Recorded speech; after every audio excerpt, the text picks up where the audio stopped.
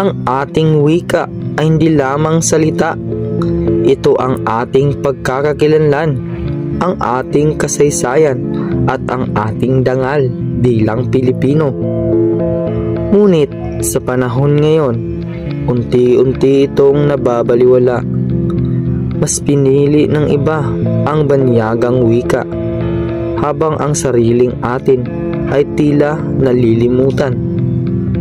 Sa bawat salitang Pilipino na ating binibigkas, may halong dugo ng ating mga ninuno, ang kanilang pakikibaka, pag-asa at pagmamahal sa bayan.